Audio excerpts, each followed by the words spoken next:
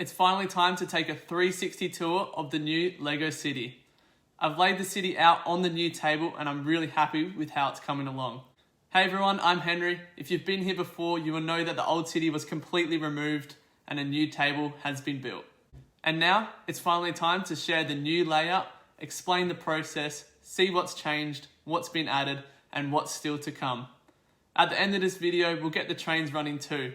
So let's jump straight into it. While figuring which buildings go best together, the first thing was bringing all of the buildings back. They have simply been picked up as they were in the old city and placed back onto the new table. Starting with Cafe Corner, the Green Grocer, the Jazz Club worked really well next to the Town Hall, with that small pizzeria being set back, made the front of Town Hall really stand out. And then we've got the Brick Bank to finish that top stretch on the corner. That is all on the high platform, which is in the middle of the table, creating a nice city centre.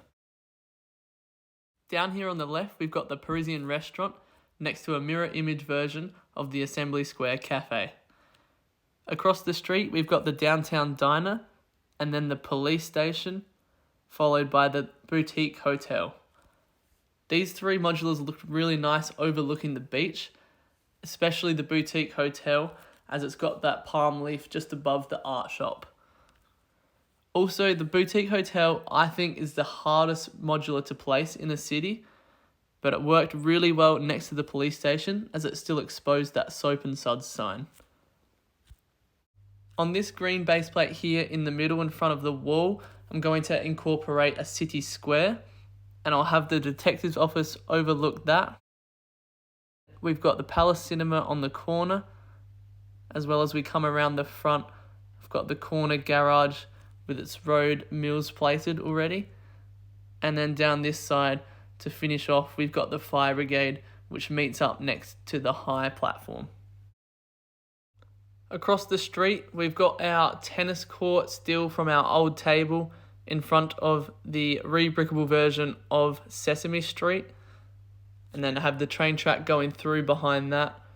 And then we've got the sitcom tower, which is another rebrickable design from Brick Artisan. Next to that, we've got our skyscraper mock, and then the Daily Bugle with the Sanctum Sanctorum at the end of that street. Okay, so now moving into the theme park, we've got the carousel on the corner, which works really nicely with the train track going around that. And then we've got the Ferris wheel.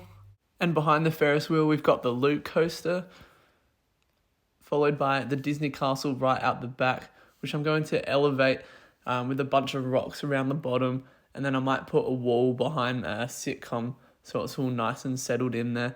And then it can be kind of overlooking the theme park entrance here at the front. And then we've got, of course, Barracuda there in the middle with that little lazy river ride. The haunted house out the back. And then a few small creative 3-in-1 fairground sets, followed by the 2018 roller coaster.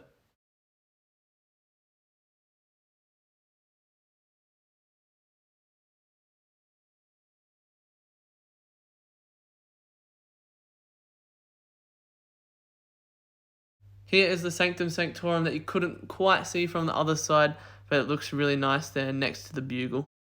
Alright, now coming back across onto the top platform again, we've got the Grand Emporium to start, followed by the pet shop. And as we come down this side, we've then got the bookshop, followed by the Assembly Square, which finishes the back side of the top platform. Okay, so now just below the top platform, we've got the model townhouse, family home, family house, the hillside house, the apple tree house, which finishes that corner nicely, and then on the other side of the road, we've got the house. I have placed some more 3-in-1 creator buildings at the front here, which look really nice with the train track being quite close to them, and it also gives that illusion of small at the front of the table, going back to a little bit bigger behind, and then the modulars on the top platform. To map out the city roads, I have just used the older road plates for now, but these will all be changed to mills. I've tried to create areas that flow nicely into each other, that make sense, and keep it compact to allow for growth. It doesn't have to be the biggest city to work well. As an example of that, the roads were so far from the edge in the old city, making it difficult to see the buildings. It was almost impossible to see the details. I am really happy with how this new layout is fixing that problem. Adding the extra level has improved the visibility. It's 19mm chipboard, which is the same as the tabletop. It is exactly 3 base plates wide, which allows for 2 modular buildings back to back and a half plate in front of the buildings on both sides. I've used a really simple leg system to elevate the platform, and it is really the best solution for getting levels exact, which can usually be really frustrating. I will share that in another video, so don't forget to like this video and subscribe so you don't miss that, along with more LEGO City updates. For me personally, train track curves have always created really difficult areas on the base plates to landscape. It usually just becomes filling in landscape that doesn't have much purpose. This was something I really wanted to fix so I can keep the trains and not have so many awkward areas to landscape. This area in future may be a great spot for the new A-frame cabins coming out in February. The campground will overlook the harbour, which includes the addition of the new lighthouse and of course the old fishing store. Please let me know your favourite part of the new city and any suggestions by leaving a comment below. I really hope you liked this video and I hope to see you again in the next one.